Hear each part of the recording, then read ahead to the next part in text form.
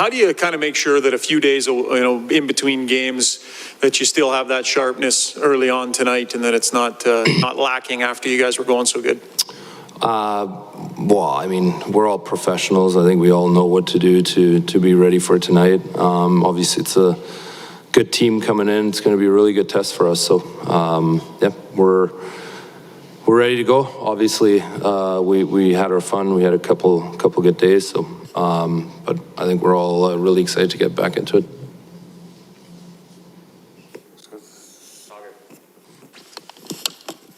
Leon, just at the end of practice, we saw you guys working on face-offs at both circles. Just thus far in the season, what areas, maybe in the first period or some attention to detail stuff, do you think needs to come around a little bit so far?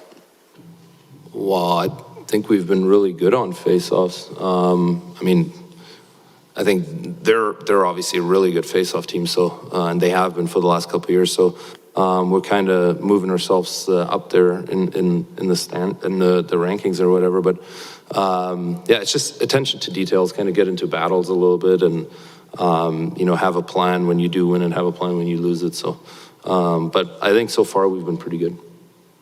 Do you study opposing face-off guys, like to watch for their tendencies a lot? Like, would you look up film on Phillies guys heading into tonight? I personally don't, but a lot of guys do. I think it's a little bit of preference of what guys like to do.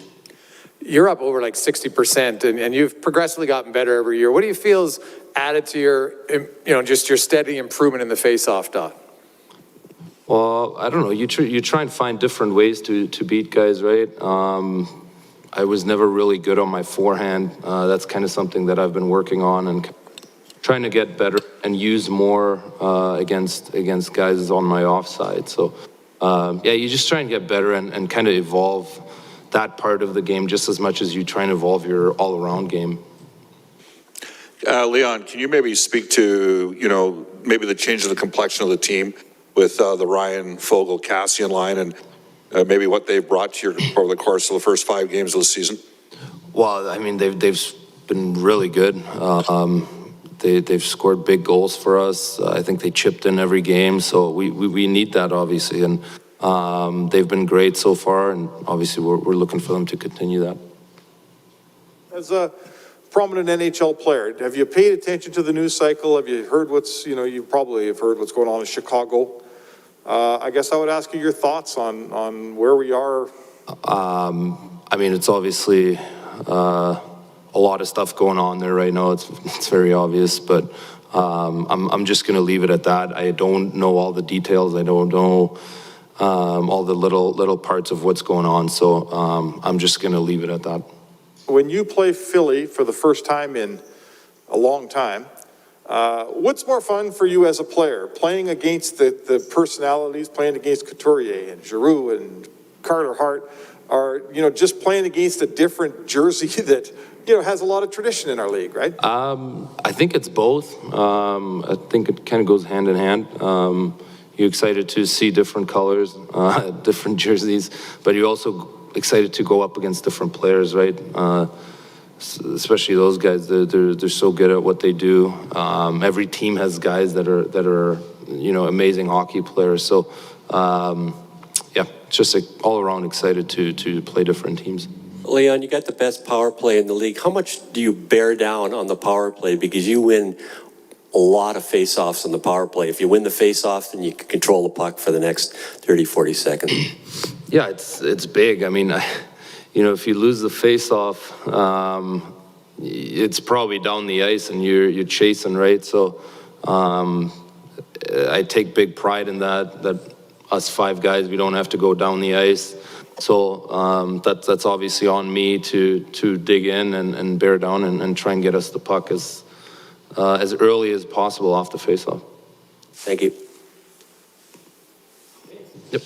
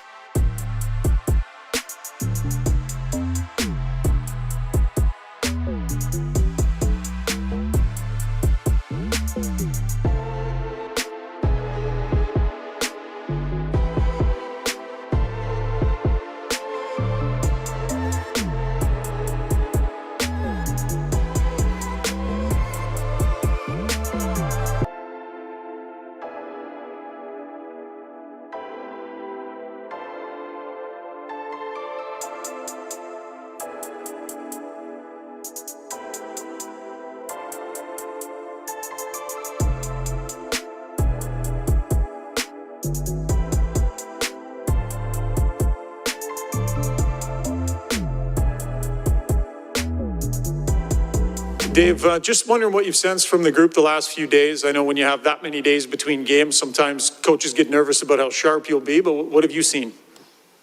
Well, I like the practices the last 2 days, yesterday especially, so hopefully that's a sign that there's no rust from the layoff, but time will tell tonight. Dave, yesterday obviously is a lot of big news in the National Hockey League, and your thoughts maybe on what happened in Chicago, and as somebody who's in a leadership role, kind of how do you ensure that that doesn't happen under your watch? Well, I don't have much comment on it. I've got some personal relationships there, so I don't want to comment too much about it until, it was an unfortunate incident 10 years ago that I'm sure if you go back, you do things different. Simple as that. You put in some work at the end of practice on faceoffs. Your team's been really good at winning faceoffs. Vegas did score 2 directly off the draw, one kind of on a broken play. Was there anything you saw off those faceoffs that resulted in goals that you didn't like? One was a deflection that, just happens sometimes. One was just a little bit of a misread in a coverage, but there was both cases where there was a loose puck that we probably could have found if we had a little extra oomph in there, and we didn't find it. So that was the gist of that today. Dave, you always talk that you're more interested in how your own team is, but when you don't play a team for a couple of years, are you a little more cognizant of watching tape and that sort of thing about the Philadelphia Flyers? You would never play them. Well, that's part of your preparation in a way. Like, you don't think much about Philly until they get here, and then you do your preparation before the game, and there's two sides of the preparation. There's the personnel, and there's, the tactics. So you get yourself up to speed. I agree with you. You don't know what, there's players' names there that you haven't seen for a couple of years, but that being said, you do your homework here for a couple of days and you can get up to speed. What do you see from them? I think they're a good team. One more. But your power play, Leon was talking about bearing down on the power play, taking the face-offs. Doesn't want the puck going down the end of the ice for another 30 seconds. Do you see that? He wins an inordinate amount of face-offs on the power play. Well, it's that. He does a good job on it. We recover loose pucks on it, and any power play will tell you that. Why would you want to go down and break out when you can have the puck right in the zone? So to put a little extra in that face-off to win it and find that loose puck, it just helps the percentage of your power play to getting offensive time and getting chances. Thank you. Dave, you've played McDavid and Draisaitl together some this year. You've played them apart a little bit this year. Do you notice a difference in their games so far this year when they're together or apart?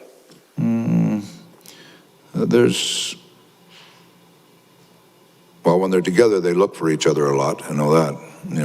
They read off each other. They play off each other. When they're apart, they take a little more responsibility for driving their own line. So, but they still get to play together between power play and a few shifts here and there. It's not as if they're, long lost partners and show up. They still get a few runs a game at being together. Is that a thing? Yeah. Okay. No, sorry. People look at the talent you have up front, and then they say, well, of course they have a good power play. It's going to happen by itself. But obviously, there's how much of what you guys are able to do with the man advantage is the result of just hard work, working at it. Well, that's the prerequisite. I'm a big believer in your power play. The players you have dictate the success of it. But that being said, there has to be there's a plan in place, and there's a work ethic that has to be in place. Coming from an old penalty killer, there was many years you go by where the penalty killer's job was almost to go out and outwork the power play to take away the advantage. Now, good power plays don't allow that to happen. They outwork the PK, and if you look at our penalty kill, we spend so much time in the offensive zone, partly because our breakouts are pretty successful, but we recover a lot of loose pucks in there, and that's the work ethic to go along with the skill that any power play, that's what you have to be successful. All right, thanks guys.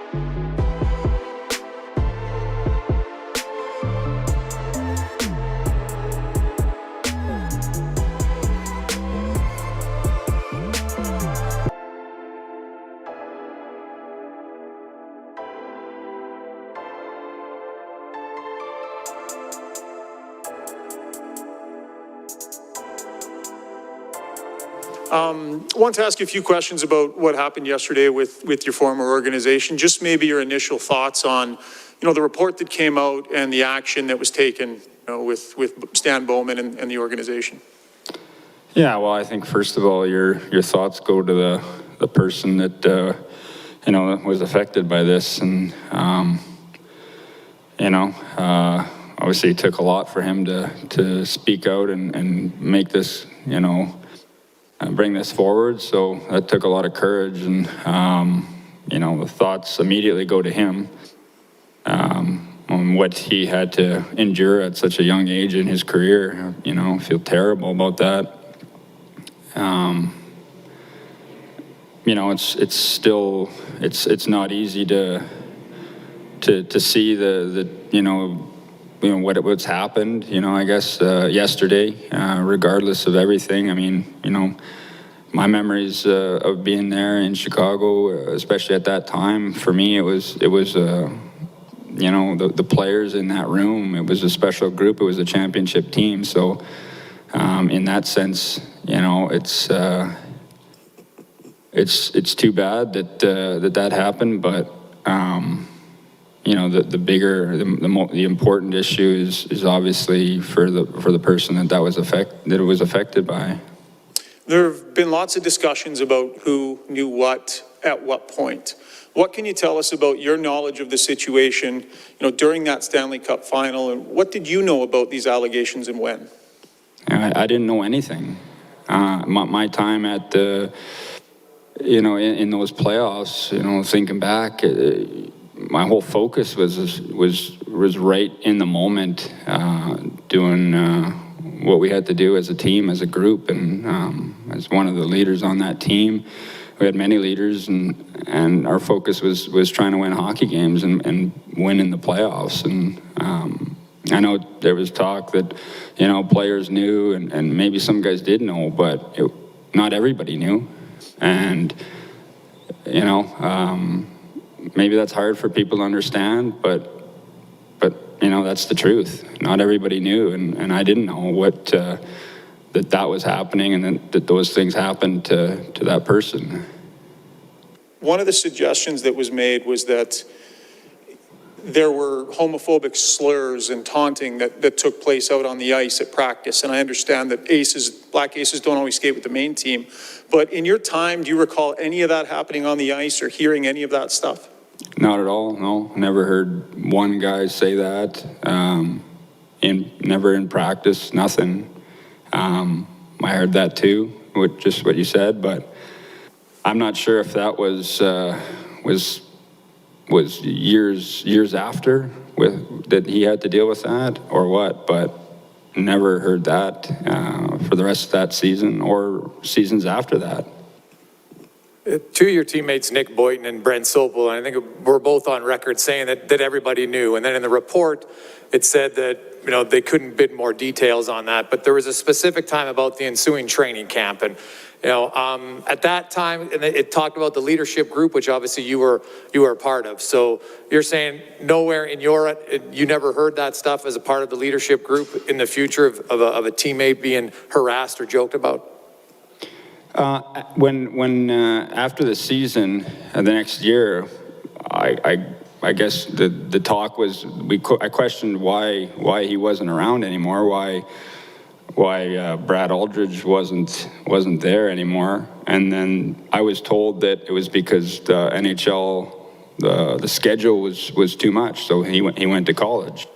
I found it odd that he was on a championship team, but it is a tough schedule with lots of travel and tiring. So I thought each to their own. Did you ever have any awkward interactions with Aldrich yourself? Did you ever see anything from him that was off base? No, not at all. I mean, seemed like, he was a nice guy. To be, those are my interactions. He was a video coach. I didn't really have a whole lot of interaction with him in the first place. It's, that's it. And John Doe's in the report, have you reached out to him personally? I'm not expecting you to name him, of course, but have you had any interactions with him directly since? I honestly don't even know who it is. I've heard multiple different names, and I don't, that's just like guesses. So I don't know who it is and to even say, or to even reach out to that person. Duncan, can you just clarify when you actually found out about this, when it actually came to light for you? With the whole allegations? Yeah, that's right, yeah. Basically, when the guy was suing, I started, hearing things and finding out more information, and you hear rumors and stuff, but it wasn't until it was made public. I don't know when that was, but it wasn't very long ago. Were you interviewed by Jenner & Block, the firm? No. And, looking back at Chicago, that was a huge championship for you guys, winning, after so many years. Do you think what has happened taints or changes the way that people should look at that championship? Yeah, that's a tough question because it's obviously serious allegations and, serious what happened. So, but at the same time, I just know how, it was a special group of players in that room that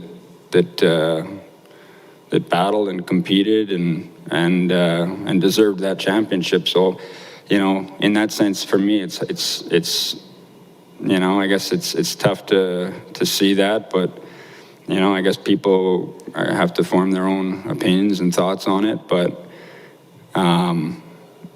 to me, it's a championship team, and it was a special group of players to be a part of. Duncan, we're obviously looking at all these sorts of things 10 years later a lot differently than we did 10 years ago. The Blackhawks have said we didn't handle this right. Dave Tippett just sat there and said, hey, probably people would do things different if they could do it again. As a leader on that team, you're a veteran guy now, you've been through a lot. Is there, should players, like, if you could speak to a 10 years ago, 28-year-old Duncan Keith, would you tell him to handle it differently? Would you hope he handled it differently? For me, I wouldn't have handled anything differently. There was nothing to handle that I even knew about. I mean, especially going through the playoffs when that happened, it was, I didn't know it was going on. So, I mean, if it happened now and it was something that I was made aware of, for sure, you have to say something. There has to be something done that's obviously unacceptable, and it's brutal what that guy had to endure and deal with, and probably still deals with today. So I think I would know the answer to this, but maybe you can tell our readers and listeners, when you're in that point, when you're going from a Western Conference championship to a Stanley Cup final, could you let us in on sort of how much the players and that dressing room is buffered? How distractions are kept on the outside, things like this are kept on the outside, everything.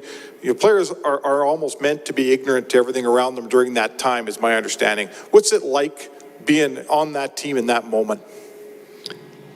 Well, you're just so focused on what you have to do, and whether it was Western Conference Finals, going in the finals, at that point in the season, you're pretty dialed in as a player. You've been playing close to 100 games by then, and your focus is exactly what you have to do on the ice and as a group and what you guys are trying to accomplish on the ice. So, there's not a lot of, things that come in the way and get in the way of your focus. So, certainly if I was aware of that, or if multiple players were aware of what was going on, then that might be a different story. It would be a different story. So I still think that if something like that happens, though, you'd be able to talk to somebody and bring that up and and make it known that, you know, something needs to happen here, even if you're in the conference finals or the finals, like you can still play your game and get that out in the open and make sure that it's taken care of. Hi, Duncan. The players didn't know about it. I mean, that's fair, but management did know about it, and then they didn't handle it properly. Is there any resentment on your part that we're in this situation now because they didn't handle it properly at the time? You know, I mean, I'm not going to sit here and say that there's resentment. Did they handle it the way, you know, it needed to be handled? No, they didn't. But, you know, I don't know why it was handled that way. Can't speak for them. But, you know, obviously should have been probably handled differently. I mean, they cleaned house at the top, but there's also, you know, Cheveldayoff and Quenneville are going to be spoken to. Does the culpability trickle down to them, or does it stop at the top and that's where it ends? I don't really know. I don't know, you know, I didn't read through the whole report either. So I don't really know. And at the end of the day, you know, I think sounds like they're going to do their due diligence, and, you know, we'll see what comes of that. Duncan, you know, back then, I mean, there was a player that obviously endured something that, you know, kept it to himself for some time.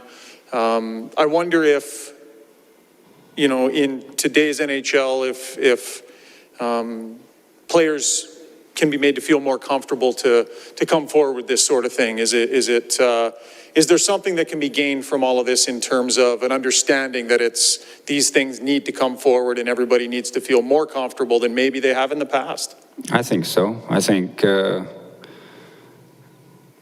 for sure. I mean, I just think that in general, just, you know, speaking about it now and talking about it, and the more it's talked about, it's out in the open, I think that that's a step for people to feel comfortable, not just hockey players, but people in general who've had to deal with sexual assault.